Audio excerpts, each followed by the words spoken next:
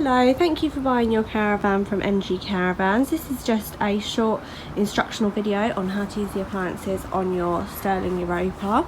We're going to start in the front locker of the caravan. So what you have in the front locker is your gas bottle, and it's connected to a bulkhead regulator. So that's the regulator there. You don't need to touch the tap on the regulator, you just turn it on and off at the top of the gas bottle. When the gas bottle's empty, you've got a spanner fixing to the bottle, so just loosen that and then replace the bottle. Make sure it's tight when you put it back on. You've got your levelling chocks, hitch cover, corner steady winder, and the rest of your additions in the front here. We'll move round to the offside. So at the front here, you've got your water inlet. So you've got a pump that just clicks straight onto the outside there, and it's got a trigger mechanism which you pull towards you and the pump will release.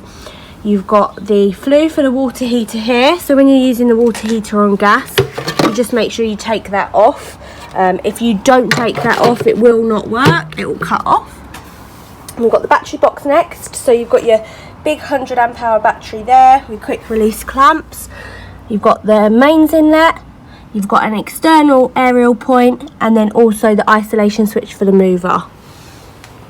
We'll move along. You've got the fridge vents for the fridge, so they've got winter covers on at the moment, so when you're using the fridge you just want to take those off.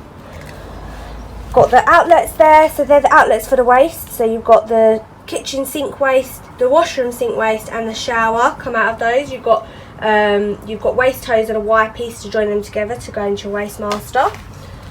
Further along you've got the toilet. So the top part of the toilet, this is where you fill up the flush fluid. So you put pink fluid and water in there just till you can see the level at the top, and that's where the water that comes out when you flush the toilet. When you want to drain that tank for the winter, there is a little drain tap there, drain hose, sorry. So you just pull that down, pull the bung out, and that will drain that flush tank there. So you just need to do that in the winter when you're draining down. And you've got your cassette here. So when you want to empty the cassette, just lift the handle, pull the cassette out, and then wheel it to the disposal point, pull this hose round and empty it down the disposal point, and then just pop it back in and make sure it clicks and the handle sits into this slot here.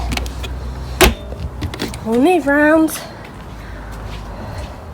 to the near side. So you've got the door that goes into the caravan. You've also got an additional lock, so when you shut the door and lock the door, you slide this across and you push that button in. So that is an extra security for the door. And then to unlock it, you put your keys here, pop your key in, it will pop out and you can slide it across and get in the door.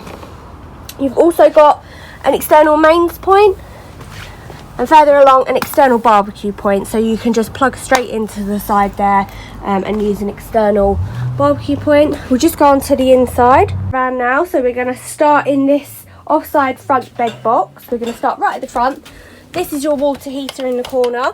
You've got alarm box, and then this little yellow tap here is your drain tap. So at the moment it's in the closed position, which means we're going to be using the water. When you want to drain it down, when you're done camping and you're going to tow home, you just pop that in the upright position and you'll hear all of the water come straight out the bottom of the caravan. So when we're using the water, flop it in that position. Draining is in the upright position. So we'll just press that down. We've got PCB for the motor mover there, back of the battery box, and then we've got this flap down. You've got your main power supply unit here. So you do have a little list on the flap that does tell you what each of the fuses and RCDs are for. But we'll start with this button on the left, which is the system shutdown switch.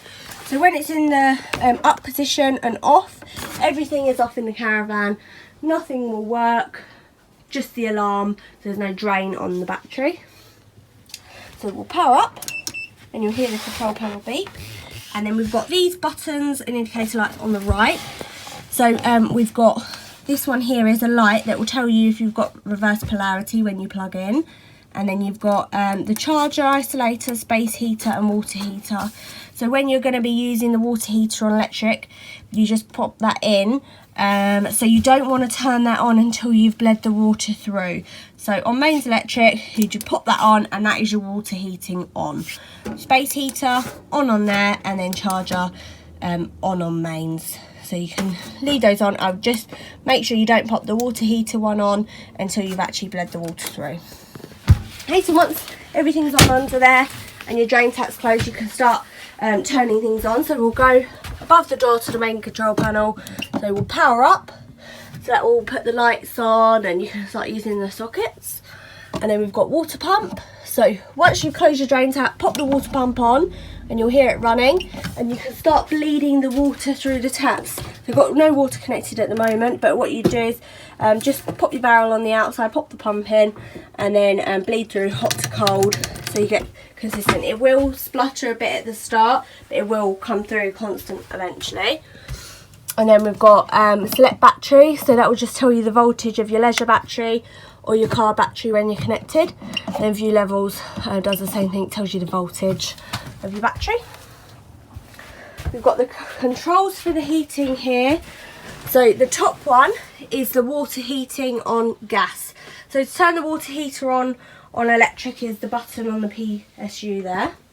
So on gas, what you do is you've got the silver collar, you just turn it round to gas and you'll hear it ignite and that will go on, and then you can adjust the temperature on the gas. You can't adjust the temperature on the electric, it's just on or off.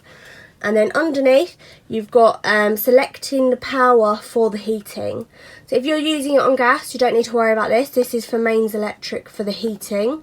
So you've got the silver collar on the inside, so you can use 2 kilowatt of electric, 500 watts or a kilowatt. So if you're on a low ampage site, you want to use 500 or 1000. Otherwise you can just use 2 kilowatt, and then you can adjust the temperature using the internal knob. You've got the fire in front. So to use the fire on gas, what you do is you turn this knob to the right and then you hold it down on 10, and then you'll see through the sight finder, you'll see the flame flash up, and that means that the fire is ignited and you can release and adjust the temperature. Okay. On the left here, you've got the fan selector switch. So this blows the air round through the ducting vents. So to control this, you've got it on off at the moment, and then if we turn it around to the left, that is the fan on constant, and then to the right, that's automatic, so that will come on as and when. And then the dial 1 to 5, that's the speed of the fan. So 1 is the slowest, and then 5 is the fastest. We've got the radio. Got the radio in this locker here. So it's just a CD radio player. And then in the kitchen we've got the fridge. So we'll just power up the fridge. So press the on button, and the fridge works on gas, mains electric or 12 volt on the car battery. So at the moment it's just gone automatically to gas because we're not connected to any electric.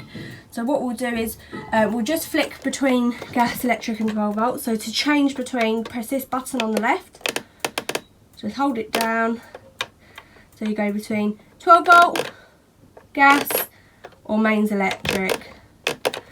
Okay, and then on the right we've got the temperature level. So highest is coldest, lowest is warmest. So if it's too cold on max, you can adjust it using that button there.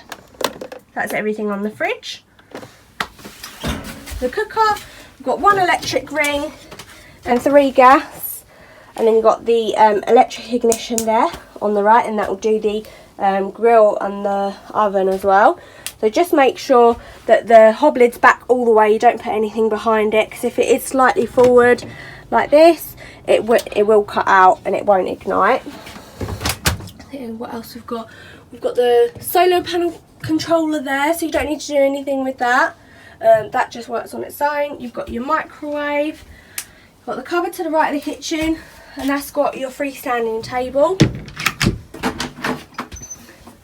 We've got the washroom. So you've got wardrobe in here, has got the TV bracket, TV aerial. So it's a multi-directional aerial. So if you do want a better signal, what you do is you undo this nut, and then you can push the aerial up and then change the direction of the aerial using the toggle at the bottom, and that should get you a better signal. When in transit, make sure it's all the way down and then nice and tightly done up. And you've got the amplifier in the corner there. Most people just leave that on. Also in the washroom, you've got the toilet. When you're using the cassette toilet, you've got a slider at the bottom. So this opens into the toilet into the cassette.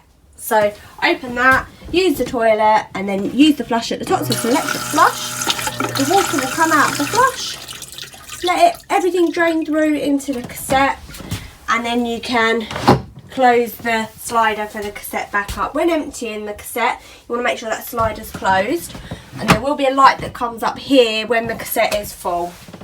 Also in here you've got your sink, and then you've got your shower. You've got your Waste Master and Aqua Oil there for your start kit, and you've got your shower.